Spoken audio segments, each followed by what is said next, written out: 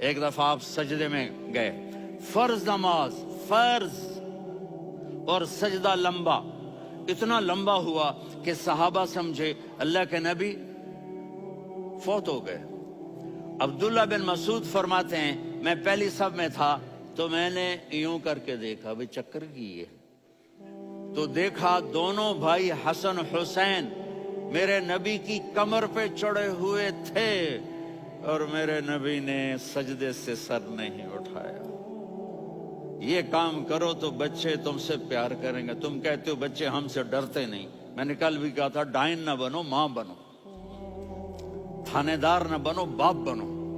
تو انہوں نے ایسے ہاتھ آگے کیا کہ میں بچوں کو نیچے اتاروں، تو مجھے دیکھنا، آپ نے یہاں سے ایسے سجدہ ہوتا ہے نا، تو آپ نے ادھر یا ادھر سے دیکھا کہ ایک ہاتھ آگے آ رہا ہے میرے بچوں کو اتارنے کے لیے، تو آپ نے سجدے میں یوں کیا،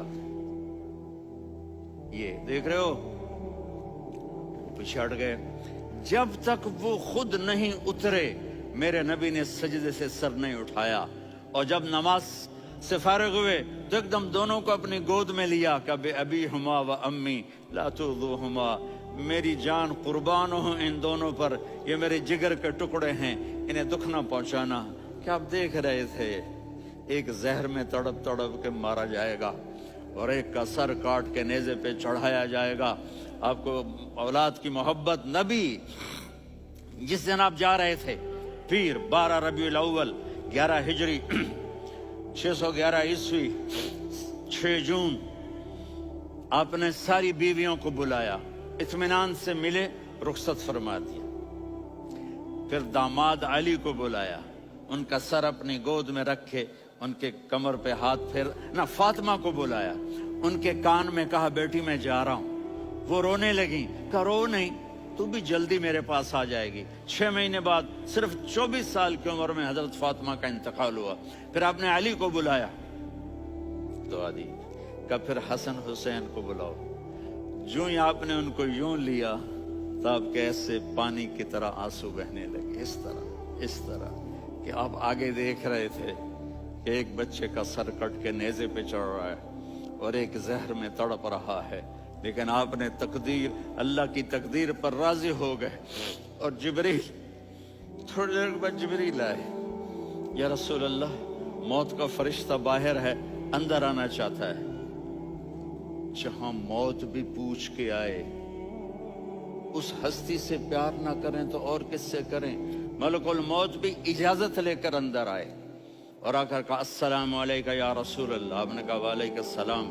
کہا یا رسول اللہ آپ پہلی ہستی ہیں جنہیں میں سلام کر رہا ہوں، میں نے نبیوں کی جانیں نکالی، نیکوں کی، کسی کو سلام نہیں کیا، آپ پہلے ہیں جنہیں میں سلام کر رہا ہوں۔ یا رسول اللہ آپ پہلے ہیں جنہیں آپ کے رب نے کہا کہ میرے نبی سے پوچھ کے اندر جانا، بغیر پوچھے نہ جانا۔